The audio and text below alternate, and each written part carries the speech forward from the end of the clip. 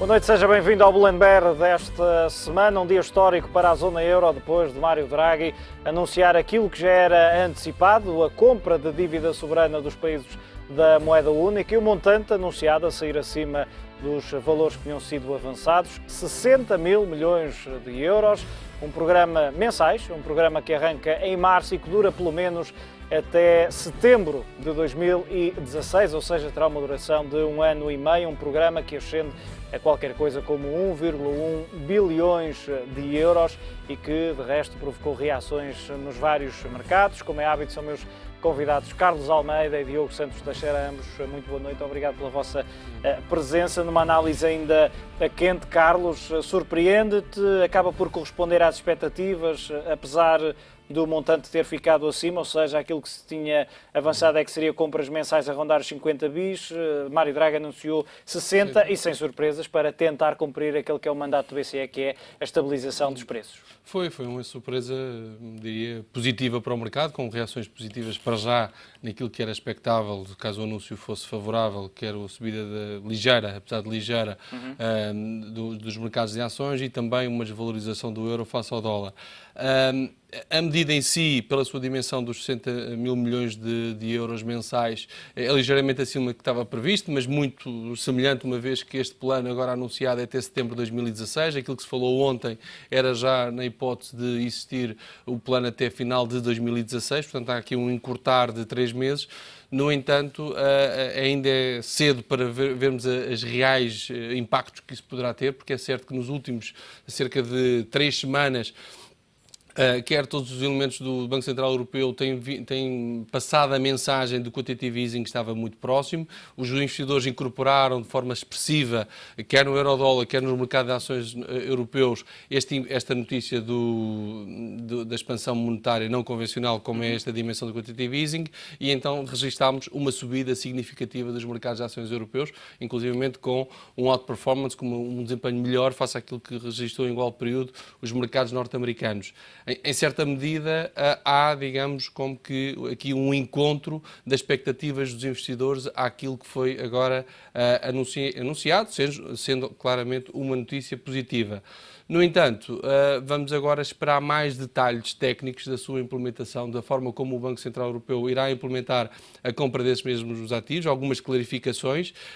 Para já, 2 linhas que consigo extrair destes comentários é de que a dívida será mutualizada, ou é necessário detalhar um pouco mais, mas aquele sentido em que a partilha de risco existe. É importante essa mesma partilha de risco. Até porque Mário Draghi diz, não necessariamente nestas palavras, mas disse na conferência de imprensa que é preciso ter-se consciência que num cenário de incumprimento não afeta apenas a instituição, o país, o Banco Central desse país, mas toda a zona euro. O que é um elemento positivo, especialmente para a periferia.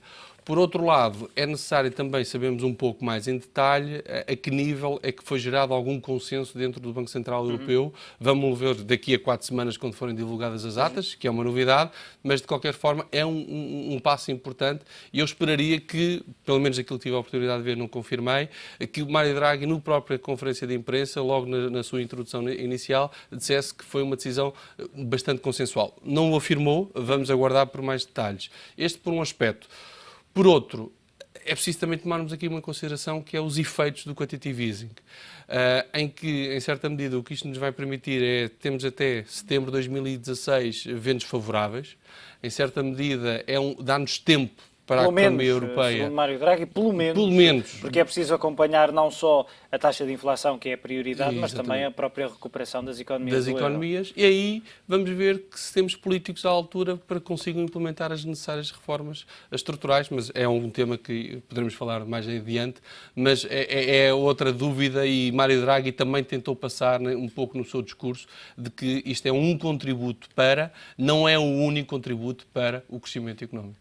Diogo, e olhando para a mesma questão, de resto, há aqui uma das muitas declarações de Mário Draghi, sabemos que ele é um expert no discurso, mas a avisar-os, e esta é uma mensagem direcionada diretamente para os governos dos vários países da zona euro, a dizer que o programa de compra de dívida, que ascenderá, como disse, a 1,1 bilhões de euros, não pode ser visto pelos governos como um incentivo à expansão orçamental. Dizia Mário Draghi na conferência também que há sempre, neste tipo de políticas, há consequências orçamentais. É um aviso aos governos de que o BCE não pode continuar a tentar fazer tudo. É preciso também as tais reformas estruturais, o tal equilíbrio das contas públicas e não esperar apenas por medidas como esta.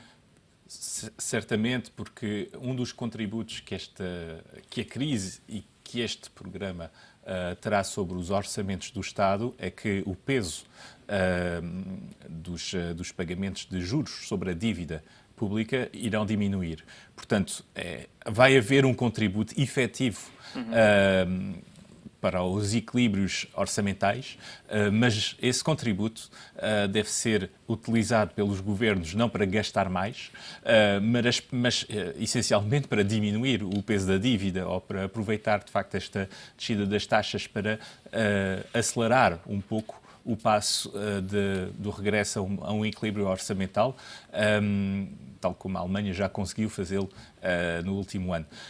Acho que é preciso também, de certa forma, pôr em paralelo este anúncio de QE e estas frases de Draghi com as previsões do FMI em termos de crescimento para a Europa e para a zona euro em particular.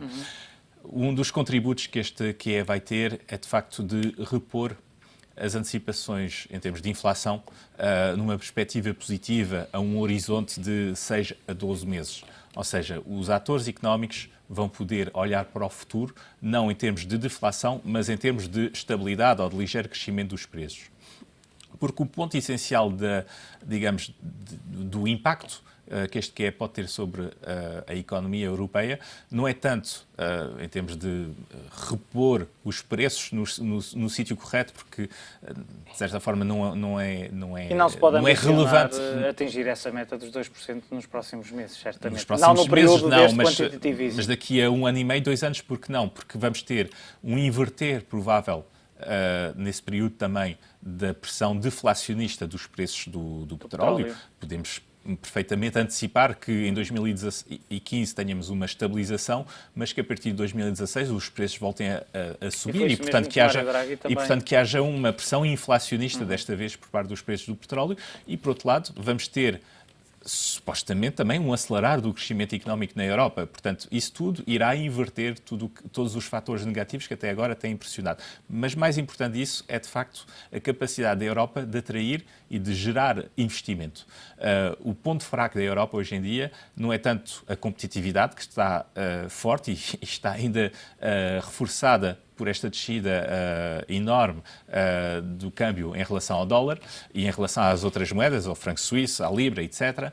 Mas, sobretudo, precisamos de investimento para pôr a Europa finalmente a utilizar as suas capacidades de produção, a utilizar, nomeadamente, as suas capacidades em termos de força de trabalho, porque ainda temos um desemprego extremamente elevado na Europa que precisa de ser absorvido para que haja crescimento. Portanto, isso é que é o ponto essencial, é voltar a pôr a Europa a investir normalmente, porque temos um atraso extremamente forte em relação ao período pré-crise. E isso é que ainda não conseguimos inverter em termos de ciclo negativo e de pressão negativa sobre o desempenho da Europa.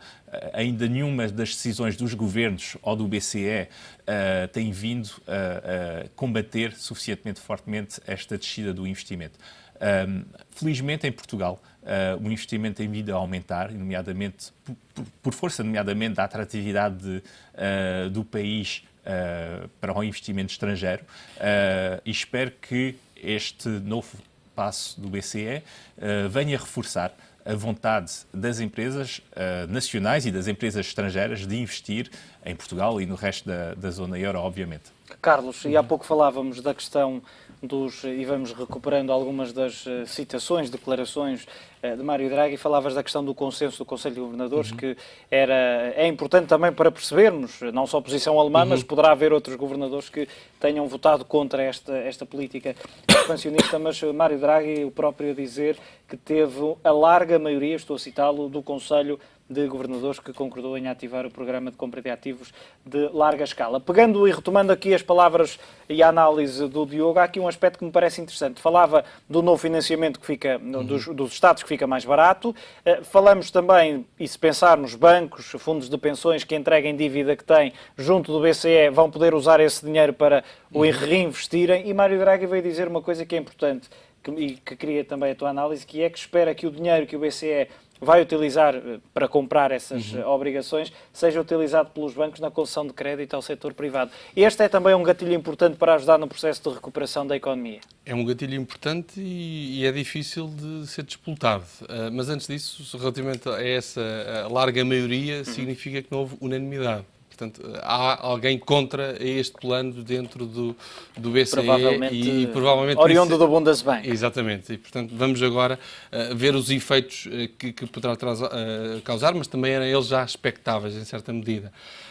Mas a questão é exatamente essa, o que é de que ponto é que os próprios bancos, o setor financeiro, que é muito importante no financiamento da economia europeia, na zona euro, eles vão ser levados a aumentar a sua capacidade de crédito. Temos aqui duas forças. Por um lado, é certo que os próprios agentes económicos, alguns agentes económicos, não têm essa procura forte de crédito. Esse é um sinal porque o próprio ambiente, as perspectivas de crescimento económico são relativamente baixas. Este é um sinal. O outro sinal é a componente das necessidades e alguma instabilidade regulatória no capítulo dos requisitos de capitais dos próprios bancos. E há quem advogue, e é necessário explorar esse tema também, em que é mais impactante alterações que há a nível de exigências de capitais dos bancos, e aí temos um Banco Central Europeu que tem também um pouco aquele chapéu de supervisão bancária, ao mesmo tempo que tem o papel da política monetária. Temos um Banco Central Europeu em que tende a ser mais exigente nos requisitos de capital por parte dos bancos. E há alguma instabilidade nesta mesma regulação. Ainda agora, a nível de Basileia, os requisitos de capitais estão a ser objetos de revisão até ao final deste trimestre, do primeiro trimestre. Portanto, os próprios bancos, eles vão ter que fazer duas decisões. Ou vão alienar a dívida pública que têm, e essa dívida pública que têm, ela vai tender a valorizar porque as taxas de juros vão baixar, ou, em alternativa, vão ter que conceder mais crédito, mas também eles depois, mais à frente, poderão ser objeto de necessidades de reforço de capitais. Portanto, é esta dualidade que neste momento os bancos enfrentam, por um lado de conceder mais crédito, por outro lado reforçar os seus capitais, que poderá colocar em causa um pouco esses primeiros efeitos imediatos do quantitative easing.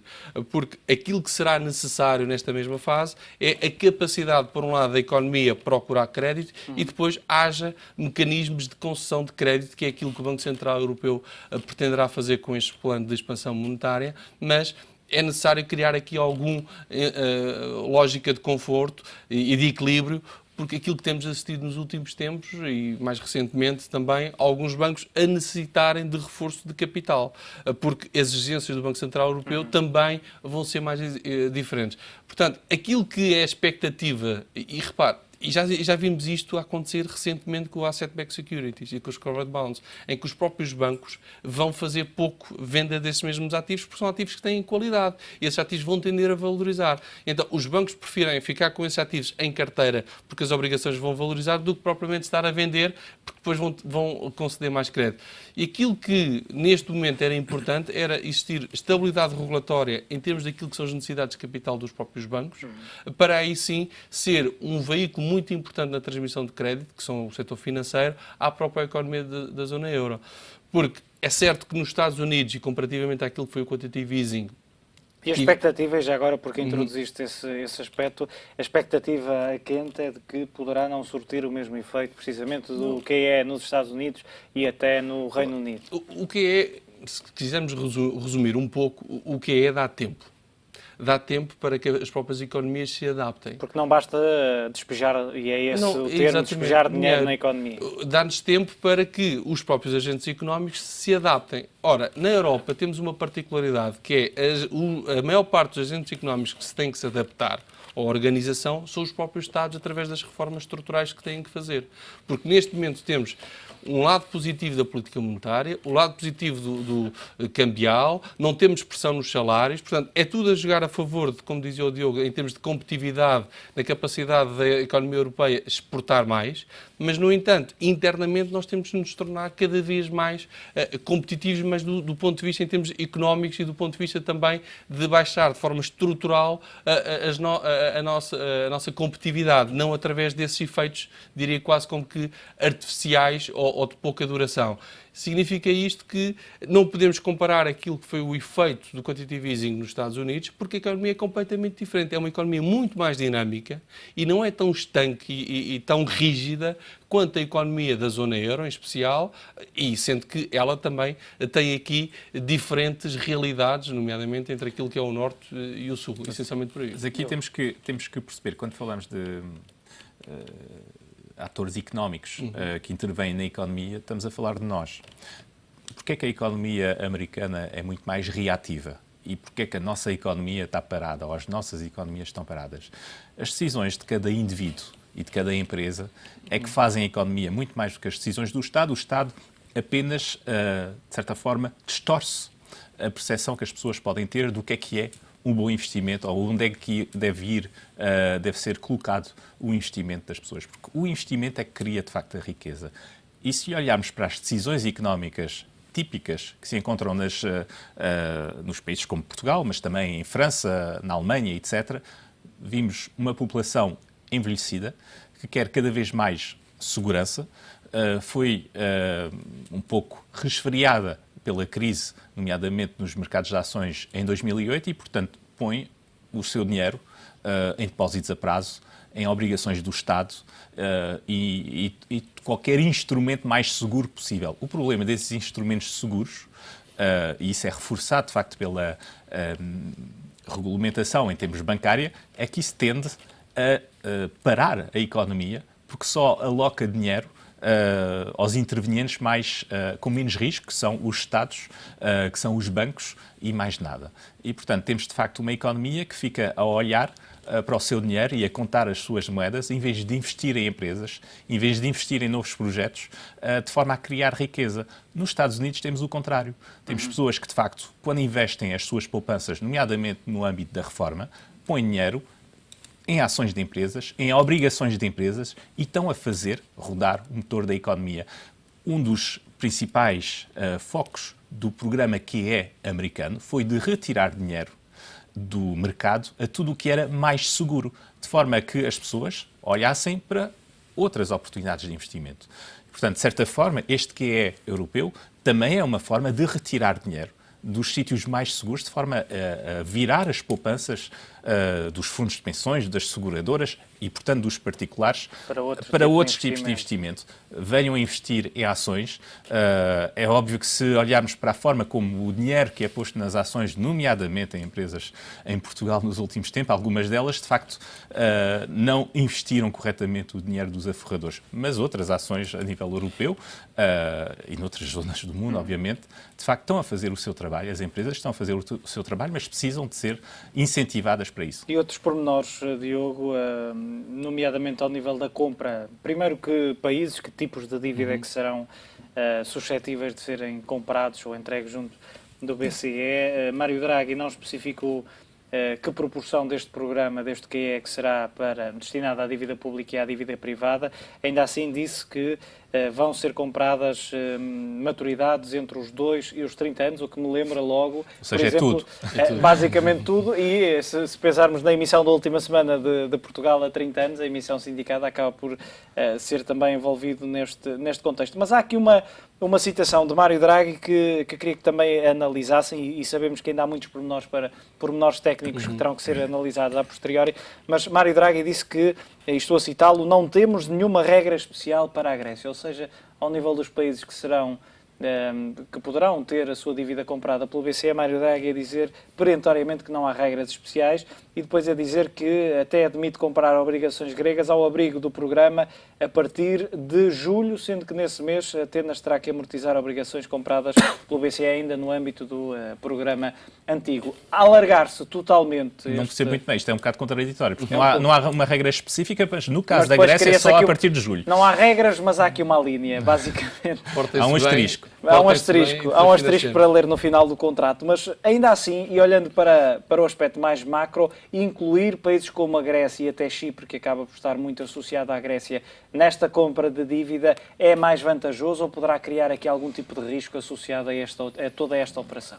Creio que, em termos de comunicação externa, é uma forma de garantir a unicidade da zona euro e de permitir que as pessoas não vejam a zona euro como uma associação de vários Estados com riscos diferentes, mas que percebem que o euro é único e que, portanto, Portugal, Espanha, Itália, Grécia, França, Alemanha estão na mesma moeda, partilham os mesmos riscos e, portanto, de certa forma, criar ou homogeneizar, porque é isto que pretende fazer, é que as taxas de Portugal sejam as mesmas do que as taxas alemãs.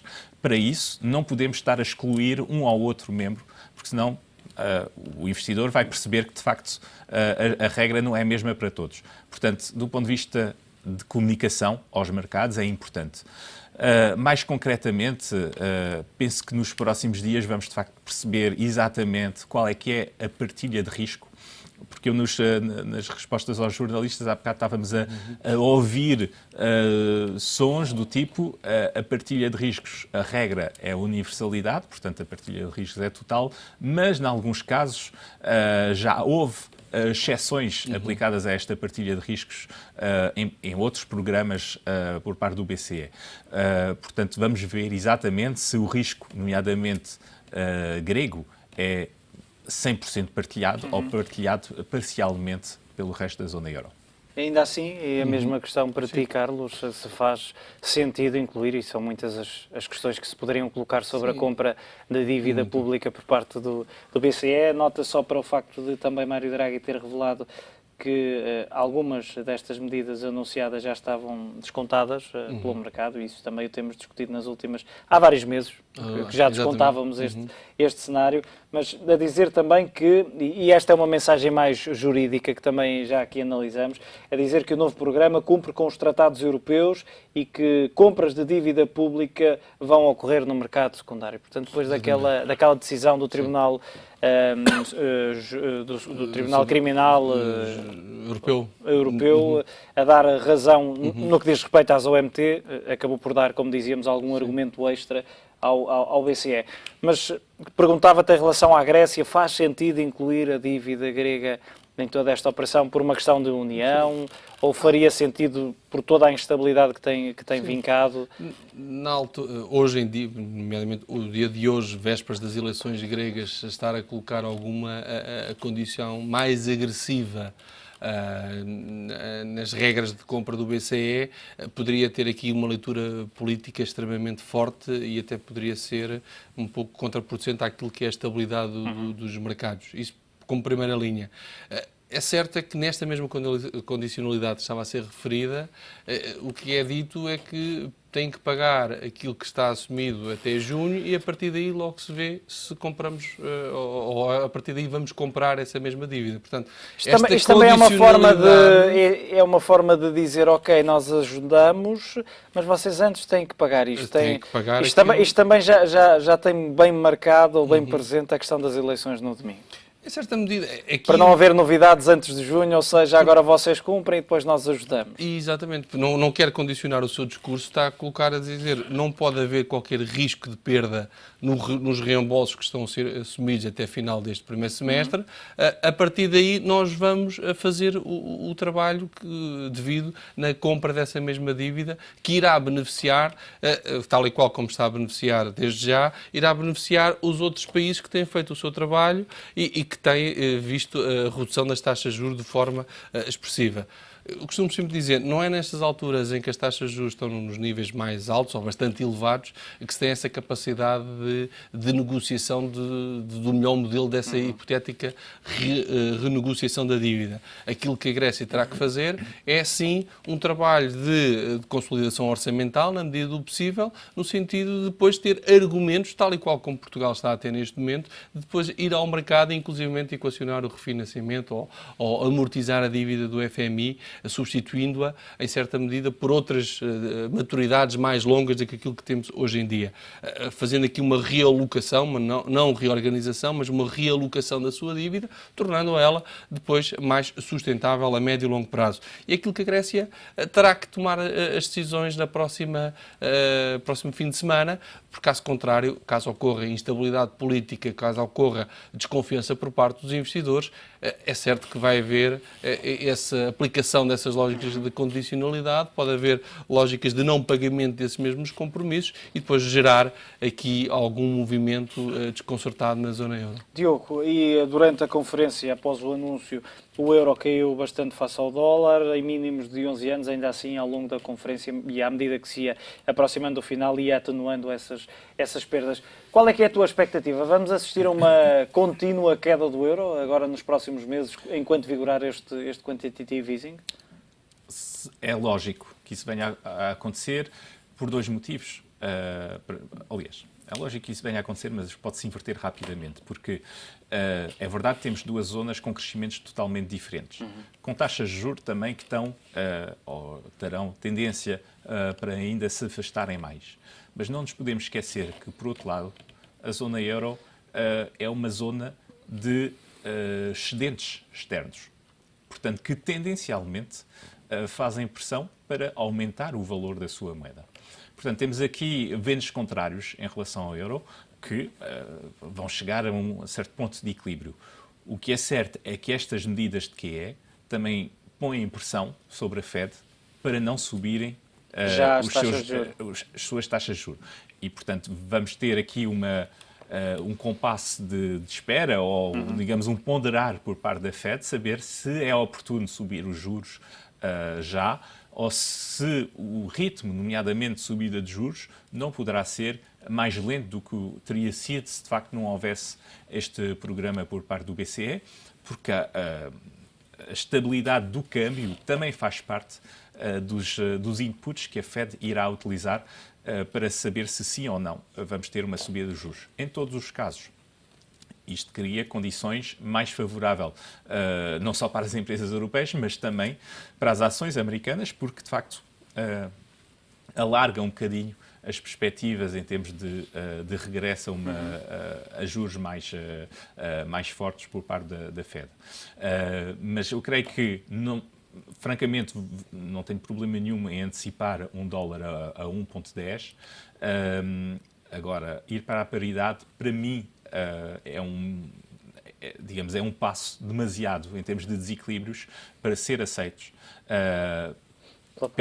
pela própria Fed, pelo próprio governo americano. Certamente não ficaria impávida e serena a olhar para essa paridade. Exatamente, porque isso teria, de facto, impactos para as indústrias americanas muito fortes. Muito bem, e já continuamos a analisar estas questões. Um dia histórico, como disse no início deste Bullenberg, o Banco Central Europeu e Mário Draghi anunciarem a compra de dívida soberana, 60 mil milhões de euros mensais depois de um intervalo. Vamos analisar outras questões. Não saia daí.